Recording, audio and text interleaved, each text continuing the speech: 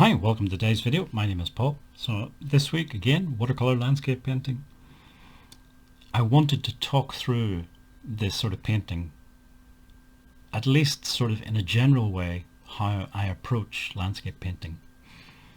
Specifically, ideas about naturalistic, and in my case, non-naturalistic approach to painting. So maybe start off saying what is naturalism and what is this naturalistic approach. If you go back to the early 19th century or maybe late 18th century, there were some artists, emerging artists, who tried to paint what they actually saw.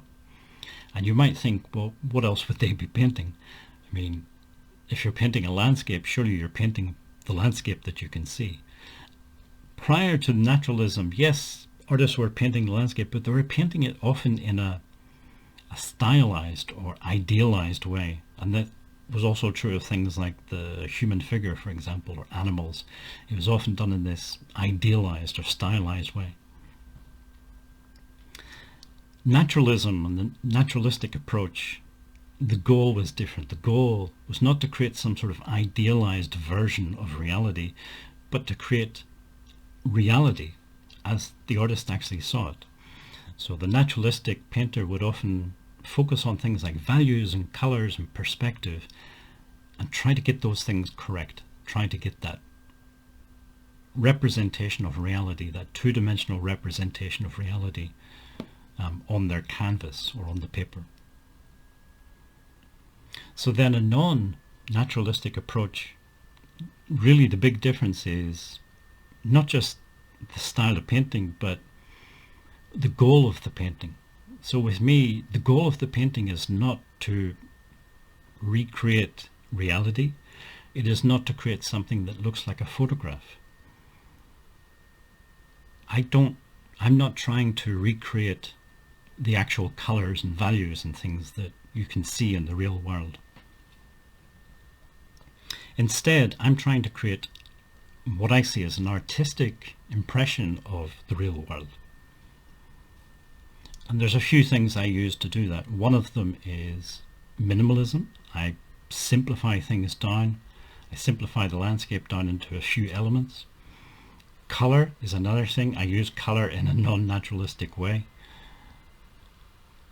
So for example, in the sky, so I always paint the skies using wet in wet.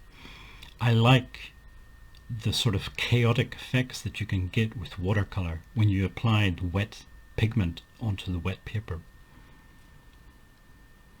And for me, I apply the blue pigment onto the sky. That represents the white clouds. And then the white of the paper represents the blue sky. Which, if you're trapped in the naturalistic way of thinking that a painting must represent reality, then my approach is not going to make any sense. If you can step out of that little trap, then lots of possibilities, a whole infinite universe of possibilities opens up, and you can start to use color and shape and form and things in whatever way you want, because the goal is not to recreate reality or an impression of reality. The next part of the painting for me is the horizon line, and I usually use a dark, like a Prussian blue, to create this horizon line. It can represent distant hedgerow or distant trees. And it's very important in my paintings because I don't usually use any sort of center of interest or focal point.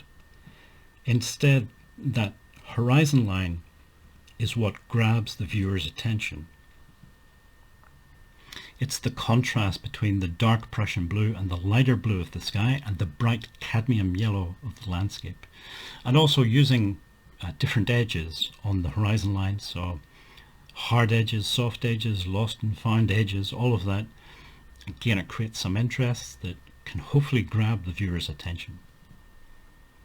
The last part then is the foreground, and that's, I scratch the paper, dab the paint on, things like that. I'm trying to create some implied detail, a feeling of vegetation and leaves and plants growing up. I want to do that in the foreground so that the foreground becomes separate from the middle ground and the background, which don't include those details. And that separation of the foreground can help to create a feeling of depth in the landscape. So at a very high level, a very brief description, that's my approach to painting landscapes. And if there's any takeaway from this video, I would say if you are able to step out of that naturalistic box, that idea that all painting must be purely representational and purely realistic, there is a whole world of possibilities outside of that box. And don't let anybody tell you that or criticize you that your paintings are not representational and there's no such thing as a purple cloud or a dark blue tree.